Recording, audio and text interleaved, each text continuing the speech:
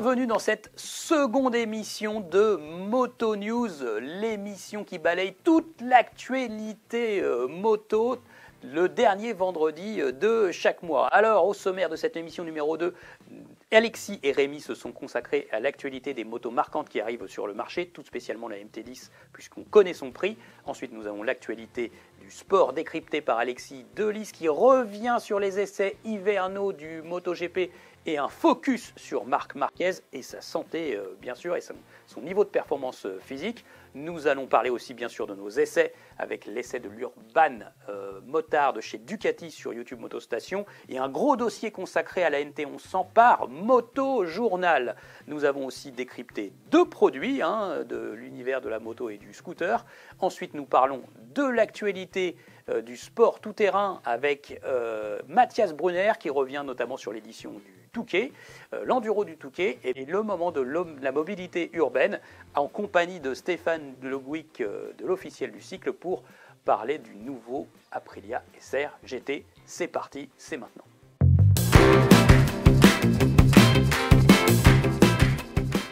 On passe à l'actu du mois avec notre confrère de Motojournal Rémi Darod. Ouais.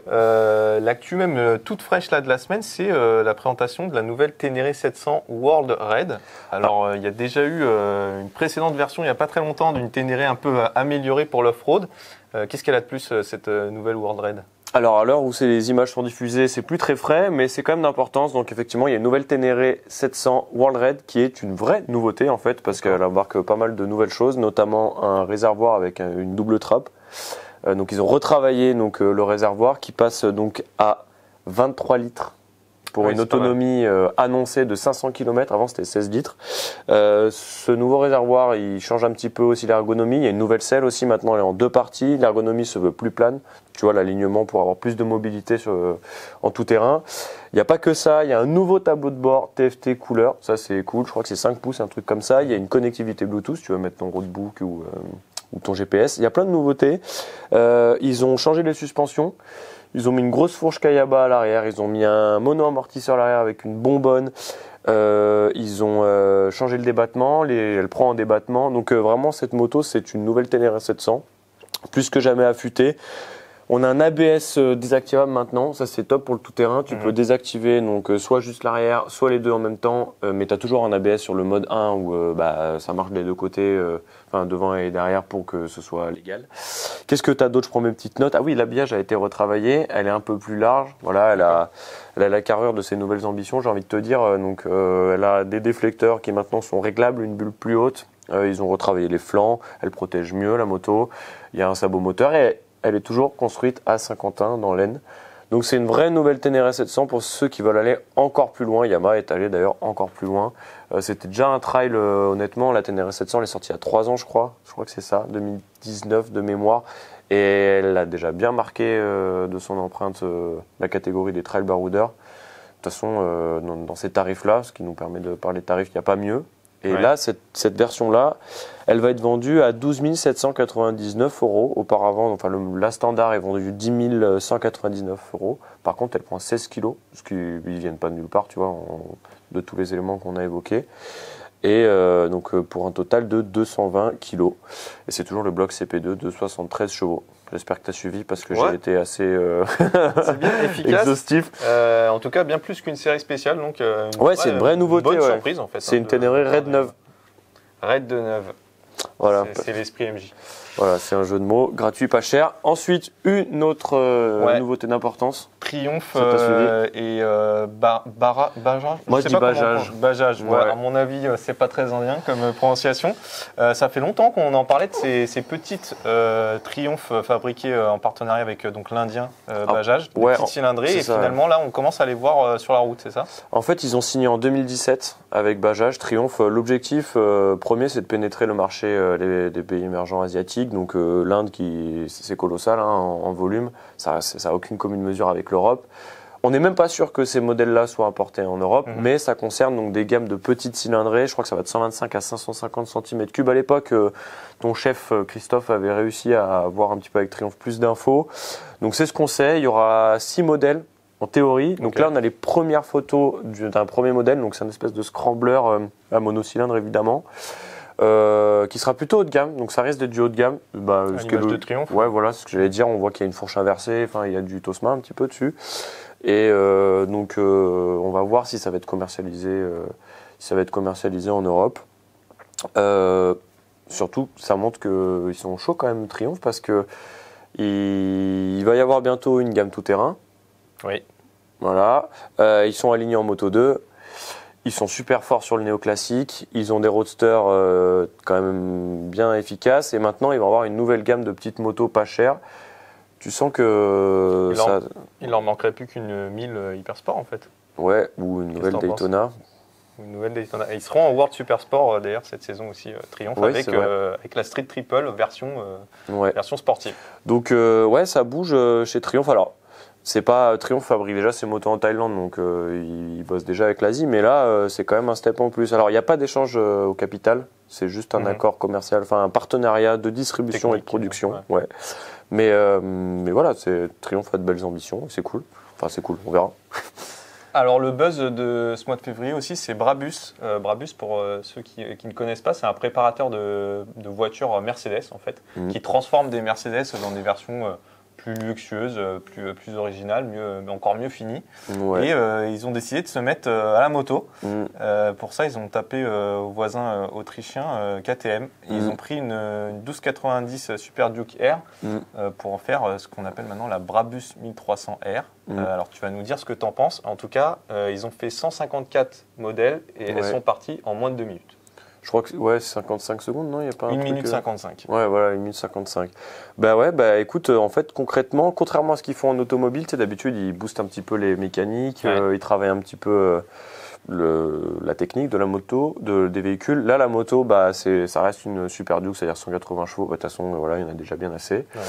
Ouais. Concrètement, c'est un niveau de finition supérieur avec une selle chauffante.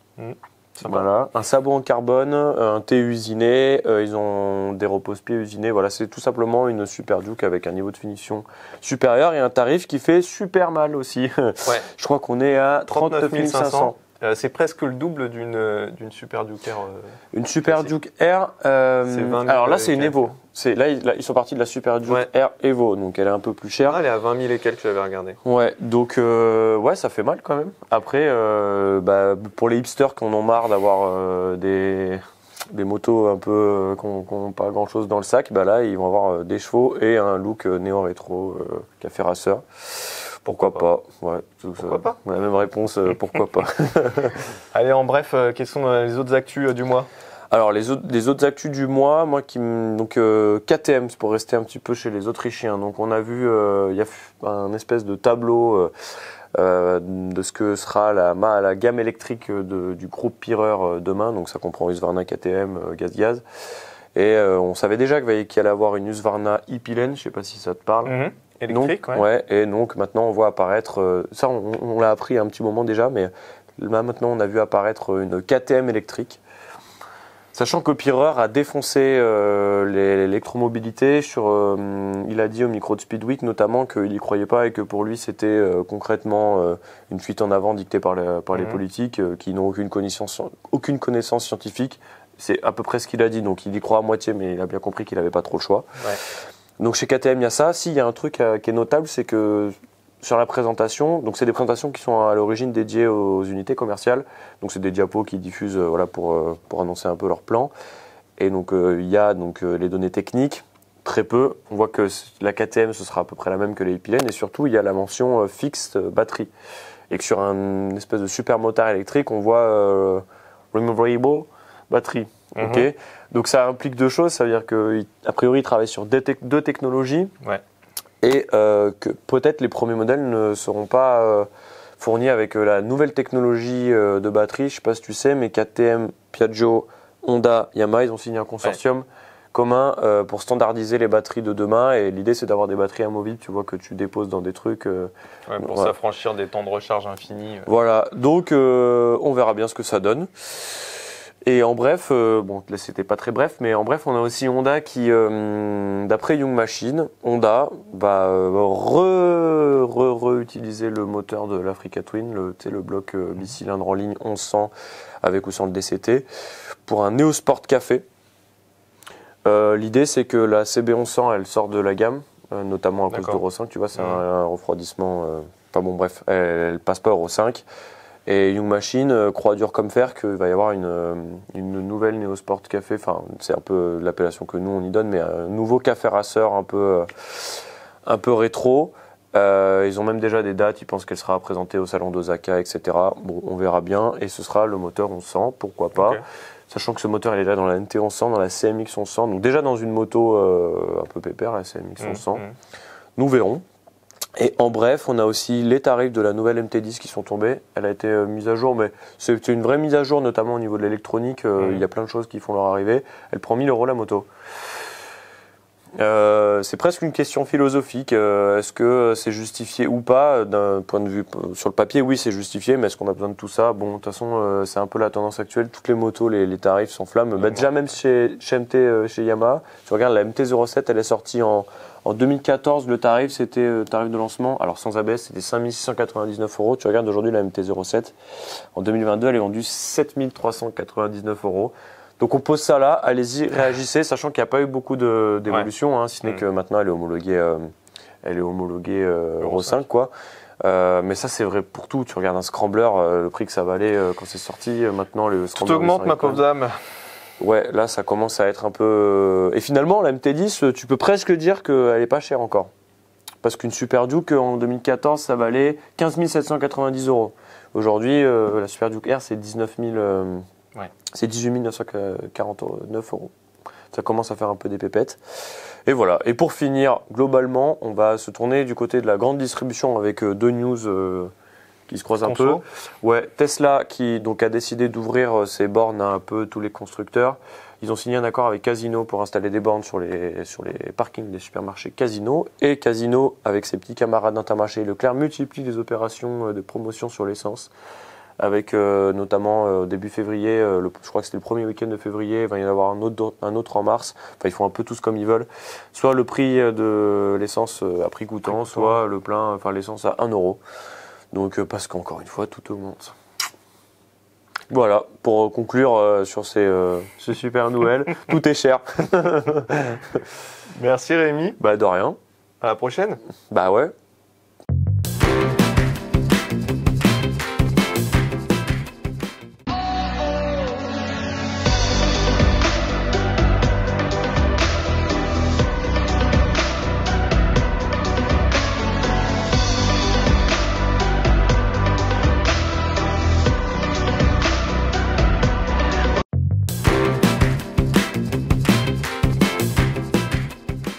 On passe à notre Actu Sport avec notre envoyé spécial Michel Turcot sur les Grands Prix. Michel qui revient d'Indonésie. Il vient d'atterrir un long périple depuis Mandalika.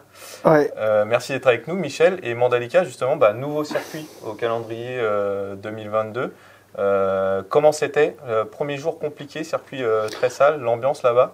Alors le circuit, ouais, tu l'as dit, très sale. Après, globalement, les pilotes ont apprécié le tracé, ce qui avait déjà été le cas des pilotes Superbike en fin d'année dernière. Voilà, une piste rapide, assez différente de ce qu'on retrouve aujourd'hui sur la plupart des circuits européens. Un mélange de un peu de Qatar, de Thaïlande, d'Argentine, d'après Quartararo. Mais par contre, voilà, non seulement la piste était sale, mais en plus, le revêtement se dégrade très vite. Il y a des cailloux qui se détachent du revêtement, ouais, et du coup, il y a des projections de pierre derrière les motos, et ça, c'est un petit souci. Donc, il y a eu des réunions et d'autres réunions, et la piste doit être refaite avant le Grand Prix, c'est-à-dire d'ici quelques jours. Enfin, en gros, ils ont 15 jours pour refaire une partie du revêtement qui irait du dernier virage, du 17 jusqu'au virage 5. Quoi. Donc, notamment toute la ligne droite de départ, parce qu'il y a eu beaucoup d'essais de départ. Et sur les essais de départ, là, ils ont constaté que le revêtement se dégradait très vite, quoi. Ouais, donc nouveau circuit qui doit déjà être surfacé. Après, on fait un circuit en Indonésie déjà, on peut s'interroger sur la pertinence d'aller construire un circuit sur une île comme Lombok, mais bon, bref, après, c'est histoire d'argent. C'est vrai que le MotoGP passionne vraiment les Indonésiens, quoi. C'est un truc de dingue. Là, sur les essais, il y avait déjà plein de gens qui étaient là à s'accrocher au grillage à regarder. Bon, autour du circuit, c'est un carnage. Ils sont en train de refaire des routes. après c'est le folklore de ce genre de pays, quoi. Mais en tout cas, globalement, l'accueil est plutôt bon, même s'il y a des inquiétudes sur le terrain, quoi. Alors on va parler des résultats un peu de ces essais hivernaux. 2 jours à Sepang, du moins pour tous les pilotes titulaires, et 3 jours en Indonésie. On attaque avec notre champion du monde, Fabio Quartararo. Fabio, de bons chronos à Sepang et également en Indonésie. Il repart avec le deuxième temps. Voilà, toujours aussi rapide sur un tour, par contre. Non, alors je t'arrête, c'est pas le plus rapide sur un tour. En revanche, c'est lui qui avait le meilleur rythme, en tout cas aussi bien à Sepang qu'à Mandalika. Donc sa moto est aboutie, puisqu'en gros c'est la même que l'an dernier. Hein, voilà. Donc c'est vrai, on sait qu'il y a pas mal de frustration, la déception voilà, chez Yamaha. Ils sont incapables de faire évoluer leur moteur. Donc ils ont fait évoluer un petit peu les périphériques, notamment l'aéro, un peu plus d'appui pour aider la moto donc en espérant avoir moins de wheelie à l'accélération, gagner un petit peu en vitesse de pointe. Mais bon, c'est pas le cas. Toujours la moto leur entre 9 et 10 km/h, que les lignes droites soient courtes ou longues, c'est un peu toujours la même histoire. Donc c'est vrai que voilà, c'est Fabio déçu. On sait que il y a des négos de contrat pour l'année prochaine, donc il y a un peu de pression chez Yamaha. S'ils veulent garder leur champion, il va falloir quand même qu'ils se bougent un peu. Mais comme il a dit Fabio, hein, là ils ont eu 18 mois pour travailler sur ce nouveau moteur, puisqu'on sait que l'an dernier le gel des moteurs le développement était gelé. Donc s'ils n'ont pas été capables de trouver des améliorations en 18 mois, on se demande comment en 3 mois, d'ici le premier Grand Prix, il va y avoir du mieux. Sachant qu'en plus, à partir du premier Grand Prix, on n'a plus le droit de toucher au moteur. Donc voilà, après Fabio, il essaie de rester positif, il sait qu'il a quand même une moto qui a des points forts, il a un super châssis, il est super en confiance avec l'avant de sa moto, voilà. Maintenant, comme il le dit, les essais vont être la place sur la grille va être déterminante. Or sur le tour chrono, il était un petit peu déçu. Pas grosse différence entre un pneu neuf et un pneu usé. Il est très vite avec des pneus usés, mais bon, il fait pas une grosse diff, ce qui était son point fort jusqu'à présent. Toujours des premières lignes, hein, depuis qu'il est en MotoGP. Donc là, il y a une petite inquiétude si une qualification sur la 3e ligne et la course elle est cuite. Surtout qu'on a vu Ducati sur la grille et ça va être notre problème. Voilà, c'est ce que j'allais dire. L'année prochaine, 8 Ducati avec le team Gresini et le team VR46 en plus de Pramac et des officiels. 6 Ducati GP22. Cette moto qu'on avait vue une première fois à Jerez, on l'annonçait. 5 GP22. 5 GP22. Ouais, puisqu'on a les 2 officiels, les 2 Pramac et ensuite Marini. Ah, voilà. Bezeki n'a pas une GP22. Bezeki, non, il a une 21, comme les 2 pilotes Gresini. Mais bon, peu importe, c'est une moto aboutie. Ouais. Bastianini l'a prouvé à Sepang avec le meilleur chrono. Marini, il avait il a une GP22, mais est-ce que la 21 aujourd'hui n'est même pas encore plus aboutie que la 22? Oui. Il y a encore des choses à aller chercher sur la 22, j'ai l'impression. Là, elle est plus aboutie effectivement. Donc c'est une moto qui a une saison dans les pattes. Donc ils ont la mise au point, elle est prête, les réglages sont prêts. La 22, il y a encore des choses à régler. Par contre, tous sont d'accord pour le dire, notamment Bagnaia qui dit que voilà, le potentiel est supérieur.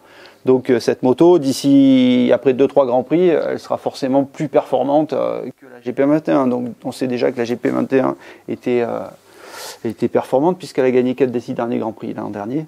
Donc voilà, non seulement la Ducati va très vite, mais en plus il n'y a que des bons pilotes dessus, quoi, parce que des Bastianini, des Bezeki qui a fait aussi de bons essais, puisque en gros c'est le meilleur rookie pour le moment.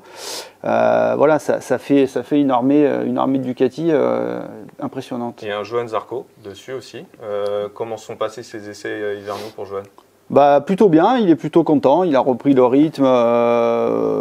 Voilà, alors c'est vrai que Johan, on en parle un peu moins aujourd'hui parce qu'il y a une nouvelle génération qui arrive. Johan, il fait un peu partie des anciens, on compte peut-être plus forcément sur lui, en tout cas pour préparer l'avenir à court terme. Je pense qu'il a tiré les leçons de l'an dernier, il s'était mis beaucoup de pression en se disant qu'il allait pouvoir jouer le titre, être champion du monde. Il s'est rendu compte que finalement ça avait desservi. Donc là, il aborde les choses un peu plus sereinement. Il a modifié un petit peu son entourage. Il a plus son frère qui l'accompagnait jusqu'à présent a repris son boulot de chiropracteur sur l'Italie. Donc c'est son kiné d'Avignon qui est avec lui, Alex. Et puis il y a Jean-Michel Bale qui avait un petit peu travaillé avec lui à l'époque KTM, qui revient dans la boucle aussi, qui est avec lui sur les entraînements et qui sera certainement avec lui sur les courses en Europe. Donc voilà, on sait que Jean-Michel a une grosse connaissance du sport de haut niveau. Il a relevé des challenges et les a réussis. Donc il peut, espérons-le, aider Johan avec trouver les dernières petites choses les qui l'ont peut-être manqué, quoi. En tout cas, voilà, il est en forme, il est bien sur la moto, il sent qu'il a encore un peu progressé sur l'avant. Alors la Ducati, avec son nouvel aéro, apparemment elle tourne un petit peu mieux que ce qu'elle faisait jusqu'à présent, ce qui était un petit peu son point faible. Et voilà, il se sent bien dessus. Je pense qu'il sera dans le coup, quoi. Mais bon, c'est vrai que la concurrence, elle est particulièrement relevée. Ouais, un plateau très compétitif. Ce qui nous a marqué d'ailleurs durant ces 2 essais, que ce soit à Sepang ou en Indonésie, c'est en grosso modo une grosse seconde entre les 20 premiers, quoi. Ouais, c'est très serré. Après, bon, encore une fois, les chronos des tests hivernaux sont toujours un peu à prendre avec des pincettes, sachant que si on regarde le chrono pur à Sepang, par exemple, il n'y a eu que 2 jours, tu l'as dit, donc les pilotes reprenaient tous après 2 mois d'arrêt, donc il faut se remettre dans le rythme, hormis les rookies qui avaient participé aux 3 jours du check-down, mais donc reprendre ses marques. Et le dernier après-midi où certains avaient gardé les pneus tendres pour aller faire un chrono, il a plu l'après-midi, donc ils n'ont pas pu faire ces chronos, donc peut-être que la hiérarchie, certainement même que la hiérarchie aurait été un petit peu différente. Quant à Mandalika, voilà, il fallait découvrir un nouveau circuit. Le premier jour, il a fallu nettoyer la piste. Je sais pas, tout le monde a vu ces photos, les motos couvertes de boue, de terre. Donc les conditions n'étaient pas optimum pour empiler les tours et chasser le chrono. Donc, mais effectivement, comme tu le dis, Alexis, ça va être hyper serré cette année. Alors une moto qui a beaucoup évolué, c'est la Honda. Ouais. On a un Marc Marquez de retour en pleine forme, on peut le dire. En tout cas, plus de problème de vision. Après, peut-être que physiquement, il y a encore à aller chercher un petit peu. Tu l'as dit. Ce qui est rassurant, c'est que son problème de diplopie, donc de vision double, est pour l'instant réglé. En tout cas, il s'en est débarrassé. Il a dit, tout l'hiver, c'était une grosse préoccupation parce qu'il savait pas si ça allait revenir ou pas, quand, à quel moment. C'est ce qu'il avait eu en 2011, on s'en souvient. Hein, donc ça avait pris tout l'hiver. Là, il est revenu plus vite puisqu'on l'a longtemps dit absent de ses premiers tests. Finalement, il a été là. Il a été rapide. Donc le problème des yeux est réglé. Voilà. Physiquement, par contre, il s'est arrêté après Misano, donc ça c'était début octobre, donc il est resté tout l'hiver sans vraiment pouvoir s'entraîner, même physiquement. Hein, il nous a expliqué qu'il pouvait rien faire parce que voilà, il avait des vertiges, donc impossible de travailler. Donc là, il était un petit peu juste. Il s'est un peu économisé à Mandalika sur la fin parce que voilà, bon, il a besoin de reprendre ses marques, mais tout de suite, il était là. Alors au début, il était moins satisfait des évolutions de la Honda que Paul Espargaro, qui lui a été dithyrambique. Voilà. Après, les Japonais ont essayé de modifier leur moto en travaillant sur la répartition des masses pour que la moto fasse mieux travailler son pneu arrière. On sait que son problème, c'était le grip de l'arrière, notamment dans les entrées de virage. La moto, elle était absolument pas stable. Beaucoup de chutes en entrée de virage sans que les pilotes comprennent trop pourquoi, donc perte de confiance. Donc ça, ils ont résolu ce problème. La moto, la roue arrière est plus collée au sol. Elle va s'avérer aussi normalement plus performante tout au long de la course puisqu'ils ont travaillé pour que quand le niveau d'essence baisse, le transfert de masse reste stable, donc pas de gros changements de comportement entre le début et la fin de course. Donc ça c'est pareil, Paul a fait pas mal de tours avec le plein, le réservoir vide, et il était très content. Même Alex Marquez, le frère de Marc, et Nakagami ont aussi fait de bons chronos, donc la moto elle semble moins pointue que ce qu'elle était. On sait que c'était une moto qui était faite pour Marc. Donc lui, au départ, il s'est dit, bon, ça va moins dans mon sens, je vais peut-être moins pouvoir forcer sur l'avant comme je le faisais. Mais en même temps, il se dit, si j'ai une moto plus sûre, c'est peut-être pas plus mal, parce qu'il sait aussi que, voilà, avec ses problèmes de blessures, il a quand même un peu une épée de Damoclès. L'an dernier, il a cassé 3 casques dans la saison. Là, il sait qu'il faut quand même qu'il évite de taper la tête par terre. Donc voilà, il a compris qu'il allait devoir un petit peu modifier 2-3 choses sur son pilotage, même si on sait que c'est son ADN de prendre des risques improbables. Mais voilà, donc Honda, c'est quand même aussi c'est la bonne surprise de ces essais, quoi. Et l'autre bonne surprise de ces essais hivernaux, c'est l'Aprilia, avec Maverick Viñales et Aleix Espargaro, qui ont été vraiment dans le haut du classement tout du long. Là aussi, pas mal de modifications sur cette RSGP. Et est-ce que ça pourrait être vraiment la bonne saison avec des podiums réguliers pour Aprilia ? Ben, c'est ce qu'ils espèrent en tout cas. Régulier, je sais pas, mais c'est sûr que la moto sera candidate au podium plus souvent qu'elle a été l'an dernier. L'arrivée de Vinales aussi va créer une certaine émulation entre les deux Espagnols. Là. Donc ça, c'est encourageant. Voilà, la moto, tu l'as dit, elle a bien progressé, notamment en châssis. Elle est moins fatigante, plus agile, donc ça devrait aussi être positif sur la longueur de la course. Les deux pilotes ont profité, voilà, tu l'as dit, il y a eu 5 jours, 2 jours à Sepang, 3 jours à Mandalika. Eux, ils ont pu faire aussi le check-down, puisque c'est une moto qui n'est pas encore privée de concession, hein, puisqu'elle n'a toujours pas gagné. Donc elle va pouvoir continuer aussi d'évoluer. Donc voilà, c'est effectivement encourageant et ça peut aussi voilà, faire un plateau encore plus serré, quoi. Alors pour finir très rapidement, un mot des Suzuki et des KTM dont on n'a pas parlé. Alors Suzuki, gros progrès aussi, les pilotes très contents. Une moto qui a réussi à progresser. Alors Sylvain Guintoli, qui est pilote de test, avec qui j'ai pu m'entretenir assez longuement, et dit que la moto a progressé un peu partout. Il y a pas un truc, mais c'était une moto qui était déjà très homogène. Hein, mais chez Suzuki, ils ont trouvé un peu plus de puissance dans leur 4 cylindres en ligne que ce que les ingénieurs chez Yamaha semblent avoir du mal à faire. Donc ça, c'est un peu surprenant. Mais une moto qui est mieux aboutie, avec un squatting device, hein, qui permet d'abaisser la moto en sortie de virage, qui semble aussi mieux fonctionner. Donc les pilotes espèrent réussir de meilleurs qualifs et d'être régulièrement sur le podium. Mais bon, le podium, il y a que 3 places, donc vu qu'ils espèrent tous y être, ça va être compliqué. Ouais. En tout cas, ça va être peut-être compliqué en début de saison pour KTM pour le podium. Ça a été un peu la déception de ces... On sait que chez KTM, il y a en ce moment il y a eu une restructuration en interne. Hein, donc ils sont allés chercher deux Italiens, Guidotti qui remplace Mike Leitner en tant que team manager, et Sterlachini qui a longtemps été le bras droit de Daligna au service course Ducati, donc qui est en train de restructurer un petit peu le service course KTM. On sait que l'an dernier ils sont partis un peu dans tous les sens, les Autrichiens. Là, l'idée c'est de resserrer un petit peu, de pas forcément repartir sur des évolutions, mais plutôt de retester et de mieux tester les évolutions qui sont introduites au fur et à mesure. Ce qui était visiblement, il manquait un petit peu de stratégie, en tout cas de logique dans leur façon de travailler. Donc ça, c'est une chose qui va être remise en place. Après, on peut se poser la question, est-ce qu'ils ont vraiment les pilotes aujourd'hui pour aller régulièrement, pour aller jouer un titre. Alors, Binder et Oliveira ont gagné des courses, mais on les sent quand même peut-être un poil en dessous des top guns de la concurrence, quoi. Merci, mais ils ont 2 bons rookies qui arrivent, et voilà, Raoul a fait de belles choses. Il s'est mis une bonne boîte à Mandalika, donc il n'a pas fini la séance, il a été un peu sonné. Mais ouais, ils ont des jeunes qui arrivent, quoi. Ça, c'est aussi encourageant pour la suite. Alors, on parle de ces essais dans le Moto Revue qui vient de sortir en kiosque. Alors, on parle des essais de Sepang, voilà. Puisque on vient de rentrer de Mandalika.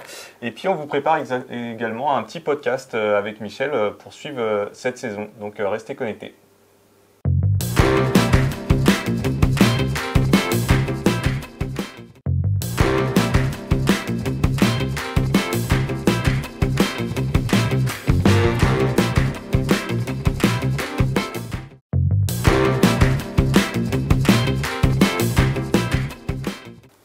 Aurélien, heureux de t'accueillir. Moto News numéro 2, on va parler de nos essais au sein de Moto Station, Moto Revue, Moto Journal.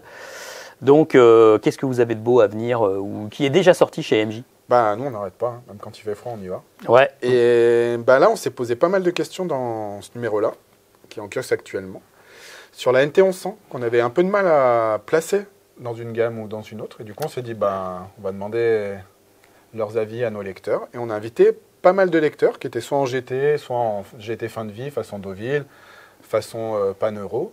Et on leur a fait essayer la moto. Donc ça, on a eu beaucoup de retours hyper intéressants. Et après, on a fait un gros dossier autour de la NT, les performances, le poids, un petit comparatif avec l'Africa Twin, qui possède quand même même moteur, une bonne base commune, pour voir certaines différences. Et un petit match citadin face à une NC 750X, car la NT, malgré son appellation de routière plutôt tendance voyage, elle est étonnamment maniable, étonnamment facile. Donc on voulait voir un peu, par rapport à une des reines de la catégorie citadine, ce qu'elle pouvait faire, notamment dans une ville comme Paris qui est souvent bien embouteillée. Et encore une fois, elle s'en est sortie avec brio, donc voilà, gros dossier autour de la NT. D'accord, gros dossier. Alors les avis lecteurs, très fouillés. Hein, Ouais. Surtout, on est tombé sur des gars qui connaissaient déjà parfaitement leur moto. Oui. Et certains qui étaient quand même déjà bien intéressés par la NT. Donc, Oui. Des mecs qui étaient bien chaud patate de venir avec nous. Et on a fait aussi un petit sondage sur les réseaux sociaux. Et là, encore une fois, des retours hyper constructifs. Oui. Ce qui prouve que, bon, bah, il n'y a pas que Donc il peut y avoir des haters sur les réseaux sociaux. Il y a aussi des gars qui non, s'en il n'y a servent pas de que des, façon il y a pas que des intelligente. haters. Et donc on voit toujours hein, chez MJ, on a la culture de l'avis du lecteur. Et donc dans ce numéro de MJ, il y a des beaux avis de lecteurs, voilà, qui bien fouillés. On donne bien leurs avis avec des propriétaires de motos différentes. Voilà. Donc Alors, on a c'est fait faire, important. voilà, 2 boucles d'à peu près une demi-heure. Donc ils ont quand même eu 1 heure avec la moto pour l'essayer. C'était pas le tour du quartier, on revient quoi. Ouais, c'est pas mal. Voilà. Autre sujet possible. Ben, dans celui d'après, celui Ouais. qui suit, le 23-22, si je ne me trompe pas, c'est ça. Un petit comparatif autour de la nouvelle Tiger Sport 660. Ouais. Avec Yamaha Tracer 7, Honda NC 750X, Ouais. DCT, et aussi la Vestrom. On n'a pas encore eu la nouvelle Kawasaki Versys. Oui. Donc on refera quelque chose autour de ces trail mid-size crossover urban commuter, je ne sais pas trop Route. comment les appeler. Ouais, enfin je sais pas, trail routier, 17. Ouais, je sais Et pas. pareil, bonne surprise, des moins bonnes surprises sur cette nouvelle Triumph, mais globalement, elle hausse le niveau de jeu, ce qui va un peu pousser les autres à réagir, du moins ceux qui le veulent. Et bon, chacune a ses spécificités. Pareil, on a fait encore une fois 1700 km. Parce Ouais, que, comme ouais. il faisait pas beau, on a dû aller dans le sud. Donc, Ouais, enfin bon, Bonne tracée d'autoroute. vous tracez MJ, c'est facile, hein, vous tracez toujours la route vers le sud pour un oui, pour un non. Hein. disons qu'on aime bien aussi rouler sur le sec, déjà Ouais. pour avoir des bonnes infos sur les parties cycles, et puis ramener des belles images, parce que bon, Ouais. sous la pluie, c'est quand même pas génial. Ouais. Et voilà, on s'est bien amusé, des motos assez intéressantes à étudier, et pour moi, ce qui ressort de cet essai globalement, alors le classement des motos, tout ça, vous verrez dans le magazine, c'est que peu de temps avant, on avait fait un comparo avec les trails entre guillemets un peu plus gros, donc Africa Twin de base, Vestrom 1050, Tiger 900, et j'ai trouvé qu'il y avait autant, des fois, entre cette gamme de trails-là et les plus grosses, façon R1200 GS, KTM 1197 Venture, on a du mal à trouver une justification du tarif par rapport aux prestations Ah oui. offertes. Ok, il y a plus d'électronique, ok, il y a plus de puissance.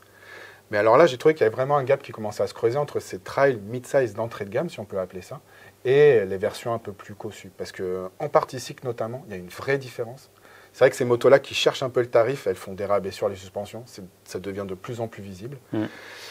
Et bon, Et voilà. pourtant, c'est 9 000 euros quand même. C'est 9 000 euros. C'est pas 6 000 euros, c'est Non. 9 000 euros quand C'est même. 9 000 euros par Et il y a contre. déjà des grosses économies Ouais. quand même. Et c'est des motos vraiment bonnes à tout faire. Mhm. Même si, encore une fois, je te dis, je vois qu'avec le temps, si tu es un gros voyageur, il faut peut-être allonger la douloureuse pour avoir une vraie moto capable de t'emmener loin. Alors ces motos-là, elles vont t'emmener loin, hein, mais pas dans le même confort, pas avec le même, pas avec le cruise control qui va quand même te soulager Ouais. le poignet. Donc voilà, il y a plein de petits trucs qui font Ouais, que ouais. je trouve que les Soulager cartes le se creusent beaucoup. poignet et aussi éventuellement Sur ton économiser permis. tes Ouais. points. C'est surtout peut, ça, ça quoi. peut. Économiser tes points. Parce qu'aujourd'hui, avec les voitures radars autonomes qui se multiplient, Tu fais pas si bien, tiens. rester à 110, c'est pas toujours évident. On s'est fait choper. Donc, Voilà, voilà. Ouais. Alors, se faire choper en excès de vitesse en comparatif, c'est aussi une grosse partie de l'histoire de Motojournal. Ouais, ouais, Ils ouais. sont impeccables là-dessus. Au Ouais, fil des ans, maintenant, ils ont l'habitude. Hein. On paye. Voilà, On paye, on exactement. perd les points comme Voilà. tout le monde. Mais, Voilà, c'est comme ça.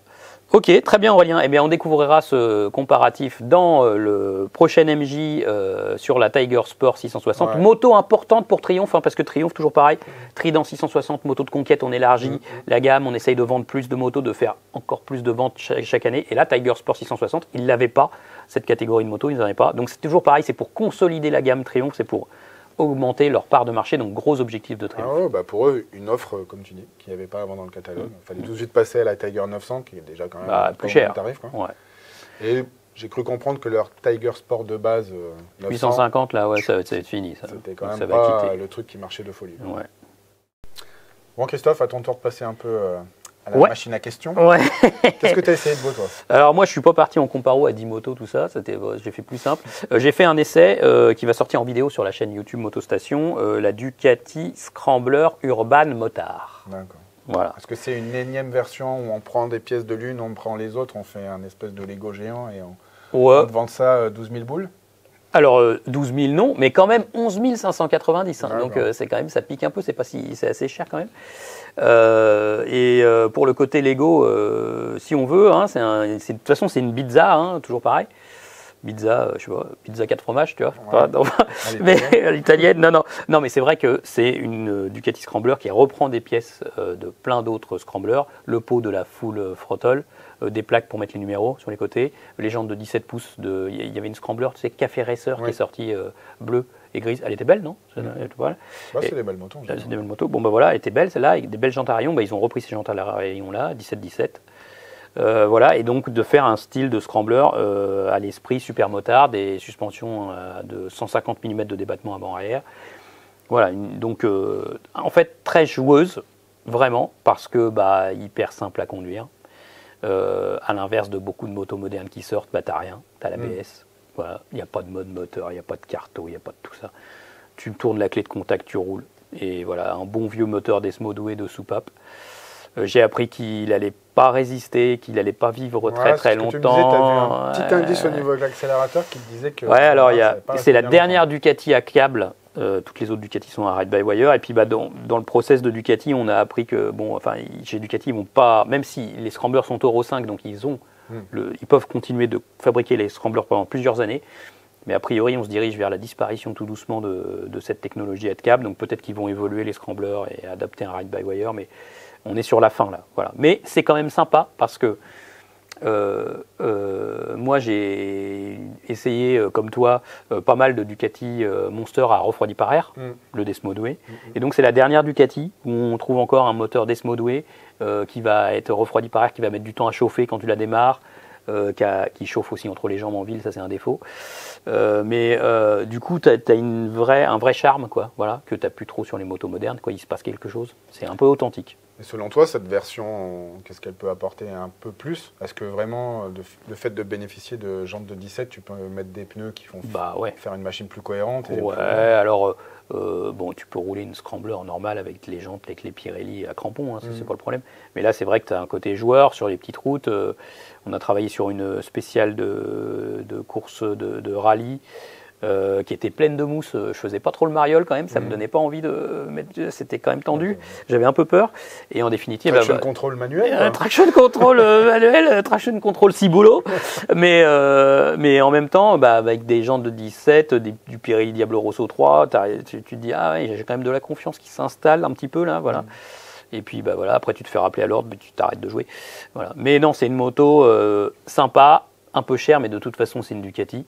Non. Ouais, c'est vrai qu'ils sont toujours un petit cran au-dessus des Maintenant c'est premium, hein, Ducati, voilà. Et donc, comme toujours, info importante, on est en 2022, la production, en fait, elle est courte sur cette moto-là. Ils en font pas longtemps en Italie, donc pas beaucoup en volume. Donc en fait, il n'y en aura pas beaucoup non plus chez les distributeurs. Donc les mecs intéressés, regardez la vidéo sur Motostation, et 2, allez l'acheter vite. Ouais, parce que si on se réveille au mois d'avril-mai, pour l'avoir cet été, c'est mort de chez mort. Vous êtes prévenus comme ça.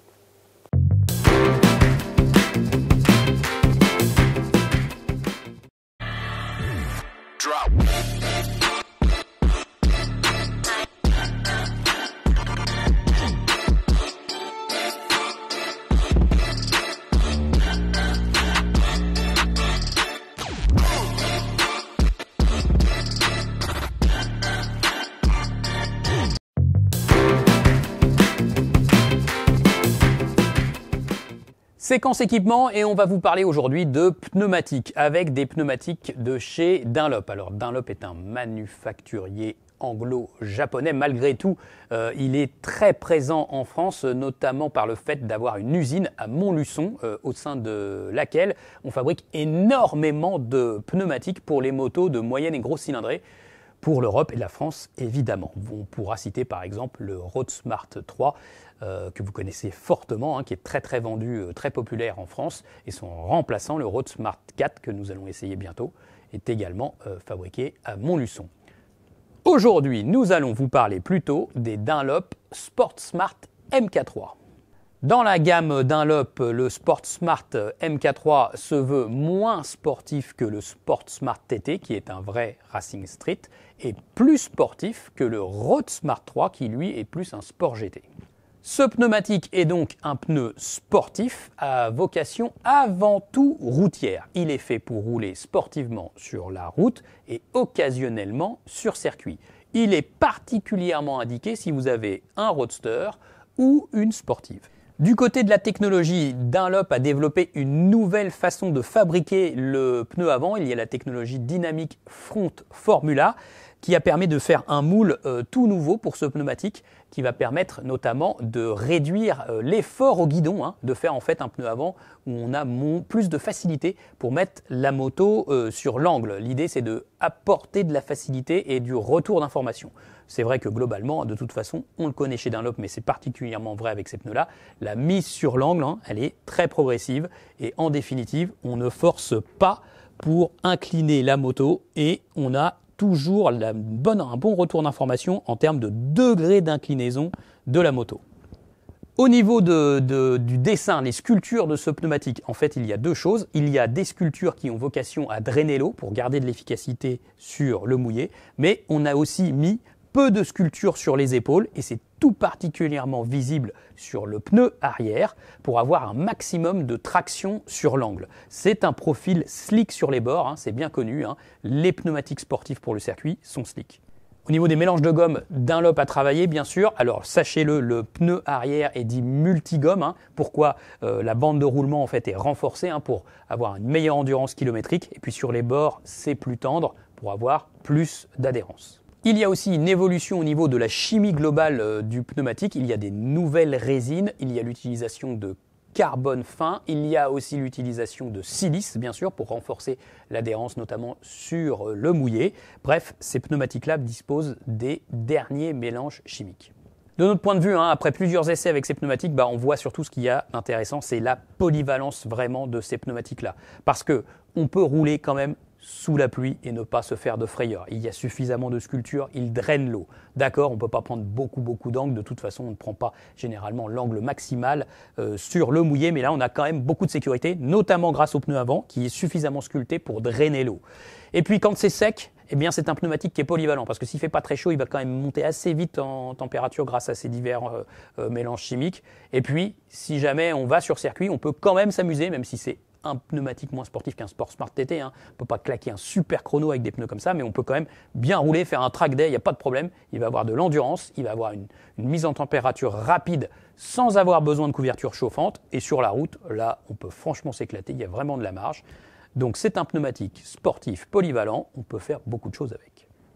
Du côté des équipements, je vais vous parler aujourd'hui de Roof. Alors Roof, c'est une marque de casque bien connue, une marque française qui fabrique notamment le Roof Boxer. Le Roof Boxer, vous savez, c'est ce modulable très looké qui est utilisé par les propriétaires de maxi scooter, par les propriétaires de roadster, qui a une mentonnière qui bascule complètement vers l'arrière. Et en fait, c'était l'ancêtre du modulable avec la mentonnière qui pouvait pivoter à 180 degrés. C'est Roof qui l'a inventé tout simplement il y a vraiment de très nombreuses années.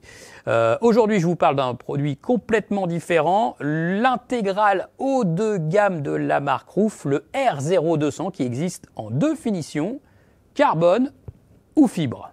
Alors vous remarquerez que ce casque possède une calotte très épurée, pas d'appendice aérodynamique dans tous les sens. C'est un casque avec une coque très ronde, c'est fait exprès. C'est un casque de sport, mais qui a une petite touche rétro, qui a une petite touche classique. C'est fait exprès pour convenir à un public très large. Si on a un roadster sportif, si on a une moto classique mais un peu sport, on peut très bien adopter ce Roof qui est fabriqué dans deux matériaux. Il est en premier lieu arrivé sur le marché dans une fabrication carbone et ensuite en fibre. Vous remarquerez aussi également que ça se voit facilement. L'écran, il est très large, il va assez loin sur les côtés, il est très haut.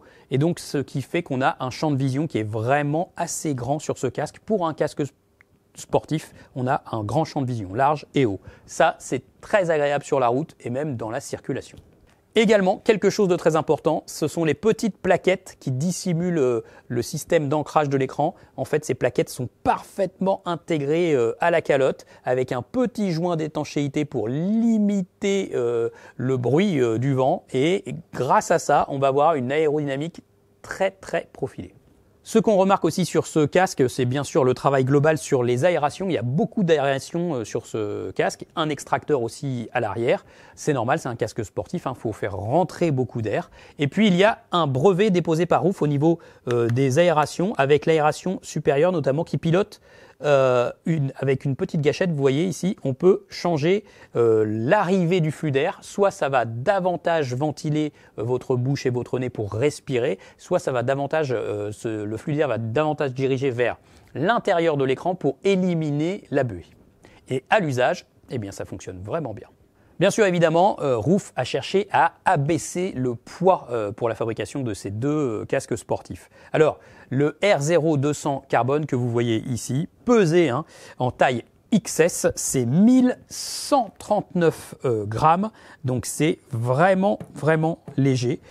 Et le R0200 fibre que vous voyez ici, c'est 1256 grammes, toujours taille XS. Donc, ce qui nous fait un écart de 117 grammes entre les deux. En fait, quand vous posez les casques, vous le voyez.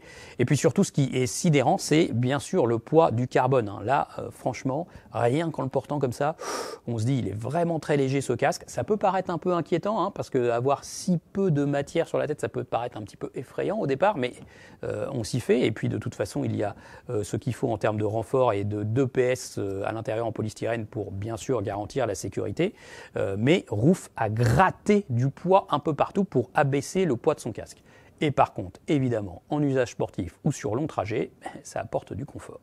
À noter, et c'est important, le chaussant, le fit, comme on dit, de ce casque est assez particulier en fait.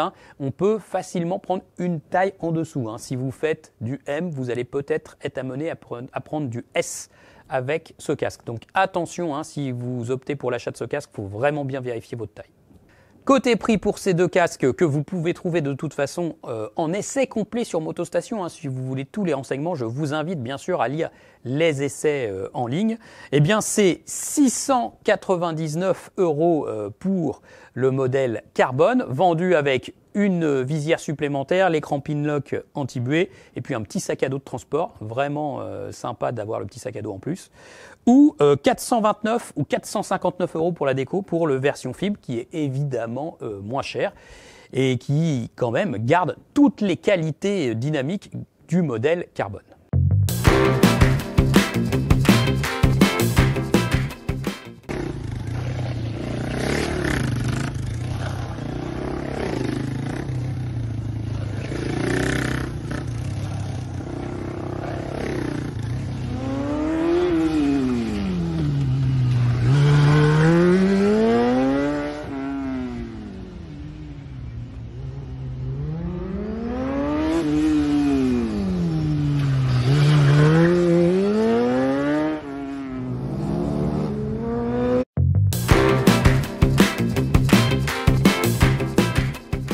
C'est l'heure de l'instant mobilité urbaine scooter dans Moto News. Pour cela, j'ai appelé à la rescousse ce cher Stéphane Le Gouic de l'Officiel du Cycle. L'Officiel du Cycle, c'est notre magazine spécialisé dédié aux 2-3 roues motorisées au marché, la voiture sans permis, le quad. Le quad. Voilà, donc tout ce qui concerne... Et tous les engins à 2 et 3 roues. Tous les engins à 2 et 3 roues, moto-scooter, et l'analyse du marché. Donc tous les pros, tous les concessionnaires lisent l'Officiel du Cycle. Ils connaissent très très bien Stéphane. Pour cet instant mobilité scooter, où je suis allé essayer en Italie le nouvel Aprilia SR GT 125. Alors, Stéphane, est-ce que tu peux nous refaire un petit brief autour d'Aprilia et du scooter ? Alors Aprilia a plutôt une histoire importante dans la moto, mais c'est aussi un constructeur de scooters qui s'est fait remarquer par des produits assez iconiques comme le Scarabeo, enfin la série Scarabeo, puisqu'il y a eu plusieurs cylindrés pour ce scooter, qui était assez étonnant, avec des grandes roues, un scooter très caréné, avec des valises intégrées et tout. C'était vraiment un concept étonnant, qui a été arrêté, on ne sait pas vraiment pourquoi. Il y a eu ensuite la série des Atlantiques, un peu plus proche de nous, avec Oui. plusieurs cylindrés. Ouais. Ouais, Scooter un peu GT qui Ouais. était assez apprécié. Ouais. Et puis on retient surtout le SRV 850, Oui, un scooter très sportif qui se voulait un rival du T-Max il y a une dizaine d'années maintenant, hein, parce que ça fait un moment Ouais. qu'il est sorti du catalogue de la marque. dérivé Donc du voilà, Genera GP800. Aprilia a eu des scooters assez notables dans sa gamme. Ouais, tout à fait. Alors SRV 850, c'était le scooter avec la plus haute vitesse de pointe de tous les maxi scooters, énorme bicylindre Qui- Issu du Gilera GP800. qui envoyait vraiment du pâté, hein. Mm. On s'en souvient nous en tant qu'essayeurs. Après, résister face à l'ogre T-Max sur le marché, au secours, hein. Pour tous les constructeurs, c'est hyper compliqué. Mm. Donc cette année-là, on voit arriver ce nouveau Aprilia SR GT 125 qui illustre aussi la montée en puissance d'une catégorie chez les scooters, crossover. Les Ouais. crossovers. Tu vois ça, toi tu assistes à ça évidemment. Bah, en fait, c'est depuis l'arrivée du Honda XADV 750, hein, il y a 5 ans maintenant. Honda a innové sur ce terrain-là, parce que Honda ne voulait pas présenter un simple concurrent du T-Max, il fallait amener quelque chose.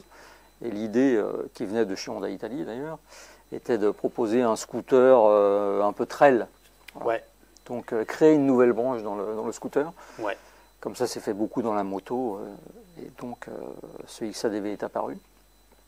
Et là, on sent que c'est une tendance qui monte, puisque Honda a proposé un 350 qui sort bientôt, enfin qui est même Qui est sorti, sur oui, le oui. marché. En essai sur Motostation YouTube, je te l'ai passé au passage. Tout à fait, Ouais. excellent produit. Kimco aussi, qui présente un 125 et un 350 DTX. DTX, ouais, Voilà. qui sont issus de la plateforme Downtown. Oui. Donc ils vont un peu moins loin dans le concept crossover. Ouais, là on est plus sur du marketing. Ouais. quand même. On a aussi vu au Salon de Milan un prototype Sim, Oui. Husky, Oui. assez intéressant, Mhm. mais qu'on imagine plutôt axé sur le marché asiatique, Oui. en 150 cm3 d'ailleurs.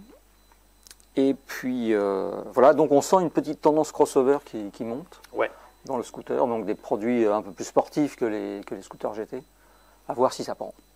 Voilà, donc nous on a essayé ce tout nouveau SRGT qui reprend quand même quelques pièces connues au sein du groupe Piaggio, puisque c'est un Aprilia, mais il utilise le bloc moteur du Piaggio Medley 125S tout récent, Euro 5. À Highgate.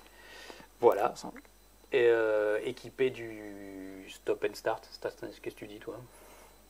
Start and stop. Ouais, bon d'accord, ok. Alors, bon, de toute façon, quand tu Ou t'arrêtes stop pour and redémarrer, start. hein, Ouais. On va arrêter de tergiverser. Mais, Amélioré. Amélioré. Sur ce- Alors, ouais, alors sur ce annoncé amélioré sur cet Aprilia SRGT. Je n'ai vu aucune amélioration, moi. Pour moi, ça marchait déjà très bien sur le Medley, là j'ai rien vu, donc je ne sais pas où ils ont travaillé, mais en tout cas, bon, il est toujours très discret. Voilà. Et d'ailleurs, la discrétion, ça fait partie vraiment de ce scooter et de l'axe de travail de tous les constructeurs. Au démarrage, il ne fait pas de bruit. Le démarrage du stop and start ne fait pas de bruit. Au filet de gaz, si tu roules à 40 km/h, Ça fait pas de bruit. il n'y a quasiment pas de bruit. Il est très feutré. C'est un électrique alors du coup, non? Non, c'est toujours un thermique, mais justement, c'est tendance chez tous les constructeurs pour que le thermique soit encore admis et qu'on repousse un peu peut-être l'électrique, etc. Eh bien, on cherche à faire le moins de bruit possible sur toute la production thermique. Il faut essayer d'être le plus discret possible. D'accord. Mais c'est un sportif, un scooter sportif. Mais On peut c'est- imaginer que les possesseurs qui seront des clients jeunes auront peut-être envie de changer le silencieux pour faire un peu plus de bruit. Oui, alors ils vont pas trop encourager ça, on en a parlé avec Aprilia. On peut toujours démonter le pot d'échappement, hein, c'est sûr. Il y a toujours des Mais il n'y a vis, pas de système pas de anti-démontage. système, voilà. Par contre, il y aura certainement un échappement adaptable au sein du catalogue des pièces et accessoires. Mais du homologué, SRGT, forcément. Homologué au sein du SRGT, mais ils vont pas encourager ça, hein, vraiment. Leur idée, ils ont dit non, non, non. Mais d'autres constructeurs nous l'ont dit, hein, qu'on a rencontrés récemment, nous ont dit non, non, on enlève le bruit, on diminue le bruit. Donc scooter silencieux. Oui. Mais qu'est-ce que tu en as pensé alors? Tu l'as essayé à côté de Gênes, sur ouais, la côte, en Italie, Ligure. sur la côte. C'était Ouais. quand même sympa, il faisait 14 degrés, il y avait du soleil, Ouais. c'était sympa. Bon, alors c'est dommage parce que l'organisation Piaggio Group Aprilia nous a emmenés sur la côte, on a longé la côte au départ de Gênes, donc de Rapallo, en fait, une petite commune à côté. Et donc, du coup, Rapallo, essai dans l'eau, j'en sais rien. Enfin, bon, mais en tout cas, on n'a pas vu du tout la performance du moteur. On a roulé à entre 40 et 70 km/h. Ça accélère quand même, ça a de la reprise. Et, ouais, il est conforme à ce qu'on de la retrouve sur les reprise, autres scooters chez Piaggio. Oui, le Medley S, ce qui fait 15 chevaux, qui utilise le même moteur, il est performant, il n'y a pas de problème. Donc ce moteur-là, il a de la reprise, il démarre suffisamment rapidement pour s'extraire de la circulation. Il a de la reprise. Mais par contre, pour la vitesse de pointe, je n'en sais rien. On n'a pas fait un bout droit, pas un bout d'autoroute, pas un bout de voie rapide, rien. Donc je ne sais pas. Ce qui est intéressant, en revanche, c'est qu'il est léger. Ouais, absolument. Alors, il est léger. Donc on peut avoir une sensation de reprise et de puissance un peu plus importante. Oui, si tu enlèves du poids, forcément, ça bénéficie au rapport poids-puissance et du coup, tu as des meilleures reprises. Ça, c'est indiscutable. Et puis, c'est bien aussi pour la prise en main. Parce que du coup, tu vois très très vite que tu as un scooter hyper léger. 144 kg annoncé tout plein fait. On vérifiera son poids sur notre balance. C'est quand même 30 kg, parfois 35 kg de moins que des scooters GT. Ça se ressent lors des manœuvres. Du Forza ou du X1. Ouais, quand tu le déplaces, etc. Ça se ressent. En revanche, il est un peu haut. Ah oui. Alors, il est haut. 800 mm. Donc, 800 mm. Mais toi, avec ton 1m80, ouais. ça peut être problème. Ouais, alors 1m80 moins 12-13 cm, voire moins. Donc, donc je touche pas un pied par terre. Voilà, impossible. Donc, comment tu fais alors ? Je mets une pointe de pied sur le sol et ça suffit, voilà. Mais ça suffit justement parce qu'il est léger, la selle est assez étroite. Ils ont fait une selle assez étroite, du coup, pour pouvoir bien tendre les jambes. Bon, du coup, le dessin de la selle est important. Le dessin de la selle, mais du coup, la selle, elle est quand même assez dure, donc tu le sens à la longue. Comme les suspensions d'ailleurs, non ? Parce que comme c'est un scooter sportif, j'imagine qu'ils ont fait des suspensions relativement fermes. Showa, les suspensions. Pas trop fermes, la suspension avant, elle est assez souple. Et puis la suspension arrière, elle est un petit peu ferme, mais c'est quand même bien mieux que la moyenne des scooters. On sait très bien que les scooters en général 125, c'est quand même pas la panacée au niveau de l'amortissement. Là, c'est quand même mieux. Mais donc du coup, tu as un vrai crossover, donc avec une selle haute, un esprit un peu moto, sportif. Ça se ressent. D'accord. Donc la position, c'est guidon assez droit. Ouais, guidon assez droit, un cintre quand même, et puis guidon avec une ambiance moto, une potence, Aprilia, vraiment une ambiance moto. Donc ça m'a vraiment plu. Tu retrouves beaucoup de l'univers moto, ça peut plaire à un public cible assez jeune. D'accord. En parlant du public, là, donc c'est un scooter qui est produit en Asie. Ouais, alors justement, il n'est pas fabriqué donc en Italie, chez Piaggio et à Pontedera, dans leur usine moderne, que tu as peut-être dû visiter, toi. Non, j'ai pas eu cette chance. Il faudrait qu'on y aille faire un tour là-bas. Donc, il est fabriqué au Vietnam dans une nouvelle usine du groupe Piaggio. Voilà, toute nouvelle usine. Et il a une vocation mondiale, c'est-à-dire qu'il est fabriqué là-bas. Et sa fabrication va arroser toute la terre, tous les marchés. Donc, il est fabriqué avec plusieurs systèmes de freinage, sans aucune assistance, avec CBS répartiteur avant-arrière, avec ABS, il y aura toutes les versions pour pouvoir convenir à tous les marchés. D'accord.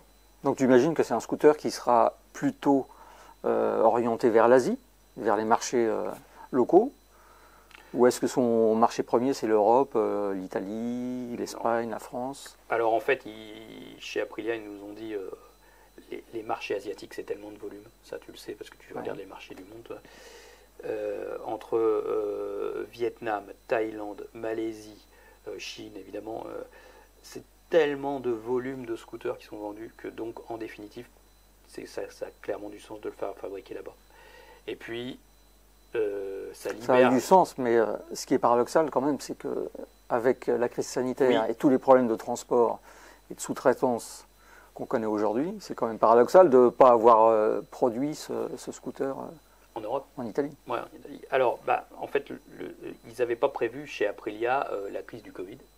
Personne ne l'avait prévu.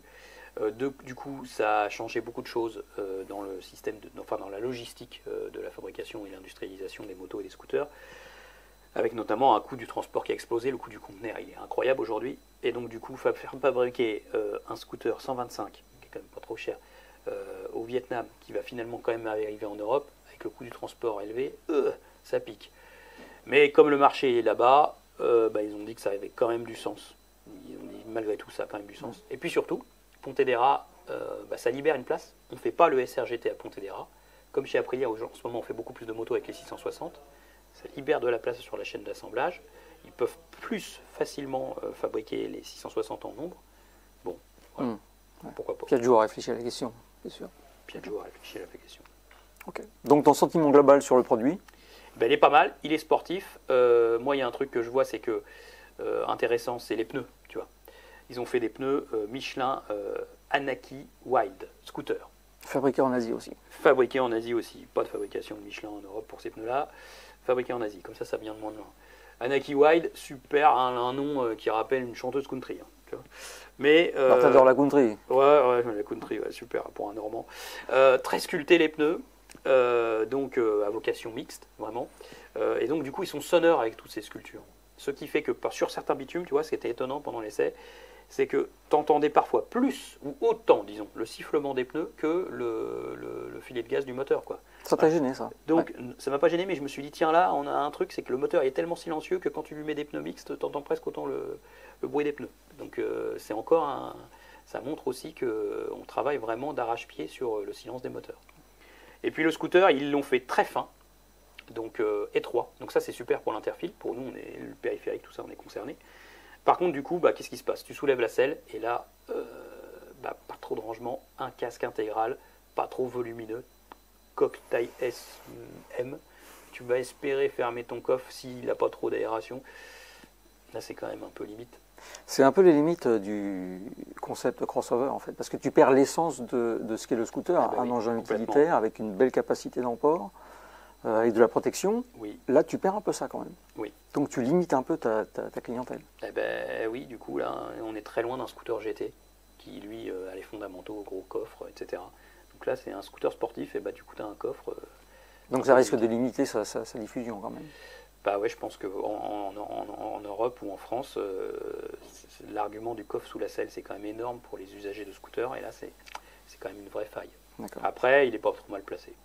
Est-ce que tu as le sentiment que Piaggio, enfin Aprilia, va proposer toute une famille SRGT, c'est-à-dire qu'on aura le 125, un 200 peut-être, un 350? Alors, SRGT 200. Avec les moteurs qu'il y a chez Piaggio, on peut imaginer que c'est une possibilité. Bah oui, ils ont plein de moteurs, 300, 400 HPE. Mais pour l'instant, ils ne veulent pas en parler, c'est trop tôt. On essaye de questionner. T'as pas réussi à... Non, tu sais, les Italiens, parfois, ils font « Ah, mais... » Ils font des petites mimiques comme ça, là. Tiens, reprends un peu de Chianti. Moi, je bois pas de Chianti, merci. Mais ils veulent pas en entendre parler. Et non, ils veulent pas parler, c'est trop tôt. S'il va y avoir un SR GT 300 ou 400. On peut l'imaginer quand même. Oui, parce qu'ils ont la capacité, ils ont les moteurs, donc ça peut se faire. D'accord. C'est un produit qui arrive quand, du coup? Alors, c'est un produit qui arrive vraiment au printemps. Ils sont dans les bateaux. Donc, au mois d'avril, ça va arriver. Ça va équiper tous les concessionnaires d'Europe. Il y aura des modèles en démo, bien sûr, parce que ça va être important. Comme il est un peu spécial, c'est un peu scooter crossover, c'est important de le faire essayer aux clients. D'accord. Le prix? Le prix, ça va être à environ 4 000 €. Après, il faudra voir avec le CBS, l'ABS, en fonction des versions et des systèmes de freinage, ça va s'élever un peu. Donc, on est quand même en dessous. Toi, tu connais le prix des blockbusters du marché. On est quand même bien en dessous des scooters GT. 5000, 5005 auxquels on est habitué aujourd'hui sur les gros scooters GT type Forza et X-Max, qui sont les rois du marché. Donc on est en dessous de ce prix-là, donc du coup tu te restera quelques centaines d'euros si tu veux mettre un pare-brise haut. Il existe un pare-brise haut, tu pourras l'équiper. Mais du coup là tu perds l'esprit. Tu perds l'esprit rock'n'roll et sportif. Mais... si tu mets un pare-brise et un top case, là, ça le fait plus du tout. Oui, un tablier sur le SRGT, au secours quoi. Mais non, en fait, il est quand même pas trop mal placé en termes de prix. Donc, malgré le coût du conteneur XXL maintenant qui a explosé, ils s'en sortent quand même pas mal. Question très importante pour faire des roues arrière. J'ai essayé, j'ai pas réussi, je suis trop nul. Je t'ai dit de t'entraîner. Hein? L'entraînement. C'est avec ça qui paye. Bon. Voilà une belle découverte quand même. Donc. Belle découverte quand même pour ce scooter.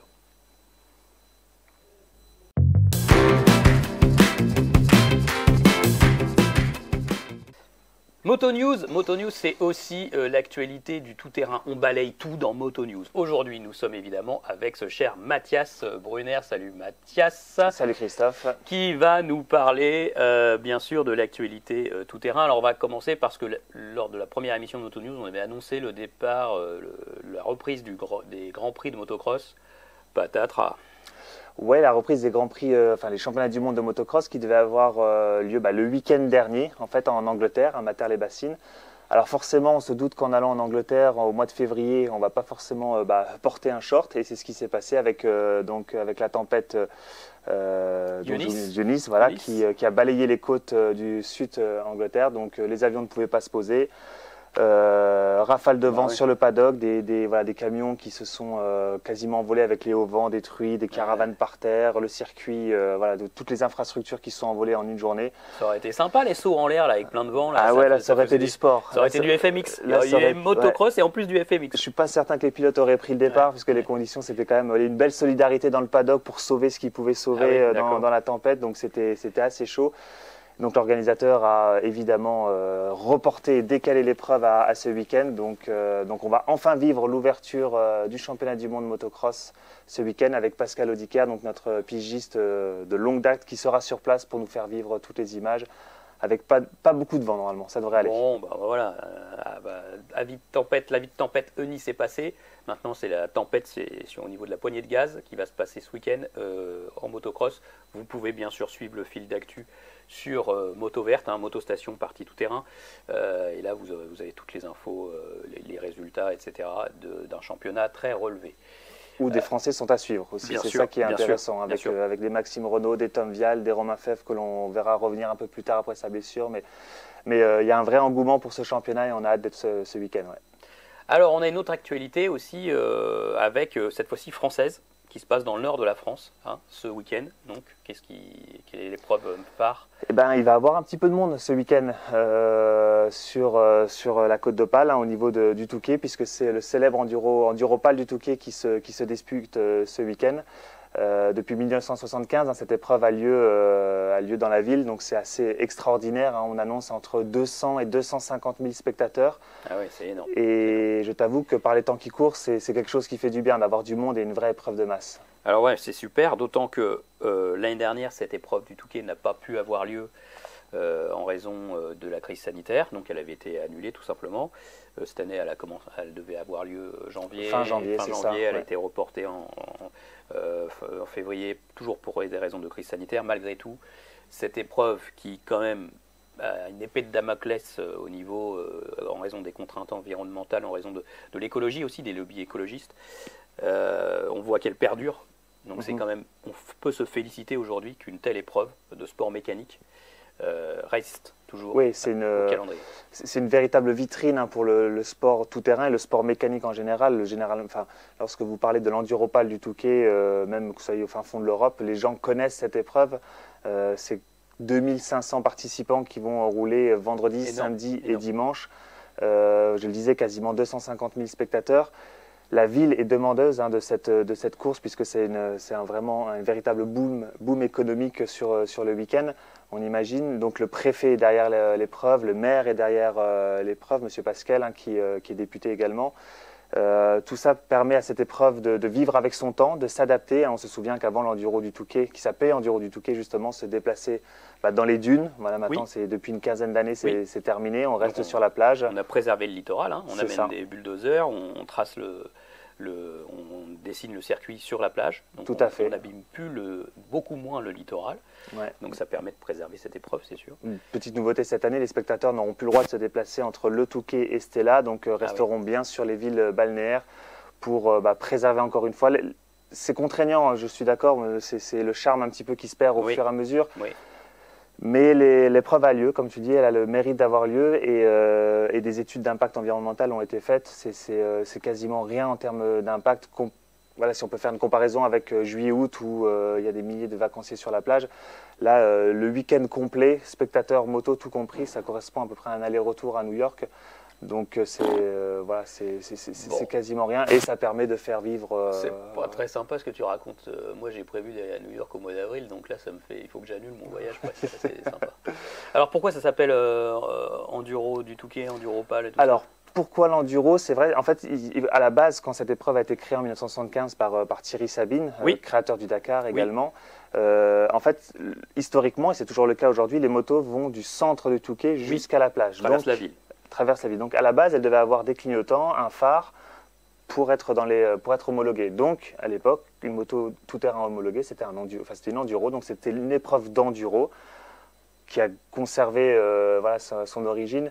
Évidemment, aujourd'hui, tous les pilotes roulent avec des machines de cross et on est plus sur une course de cross de 3 heures que sur un enduro. D'accord, ok. Bon. Est-ce qu'on sait un peu qui vient participer? Est-ce qu'il y a des têtes d'affiche? Est-ce que c'est toujours les mêmes pilotes qu'il faut suivre, toujours les mêmes cadors? Oui, alors on va dire un grand favori pour cette édition qui est Milko Potisek, qui a déjà remporté l'épreuve à 2 reprises, qui domine, on va dire, la discipline actuellement. On parlait en aparté que c'était vraiment une épreuve de spécialistes. Ouais. Et Milko Potisek s'est spécialisé sur cette épreuve, tout comme Arnaud Demester l'avait fait à l'époque, tout comme Adrien Van Beveren l'avait fait aussi. Adrien qui sera aussi lui présent, qui est revenu du Dakar et qui va participer à l'épreuve. Lui, il l'annonce, sans pression, pas d'objectif de résultat. Donc on est compétiteur, on a forcément envie de faire quelque chose de bien. Donc voilà, pour suivre un petit peu les favoris, il y en a un principalement, Milko Potisek, son coéquipier Todd Kellett, l'anglais, qui allait dans l'ongle et qui aimerait bien bousculer un petit peu la hiérarchie. Et on a quelques outsiders comme Lars Van Berkel, comme Cyril Genot chez Honda Moto Blues. On a Alexis Conignon sur KTM, des petits jeunes qui commencent à essayer de se faire une place. Mais si vous suivez le numéro 32 avec la plaque rouge, le leader du championnat, Milko Potisek, normalement, ça devrait bien se passer. Mais l'Enduropal du Touquet, c'est 3 heures, 1200 participants sur une piste large de 8 mètres.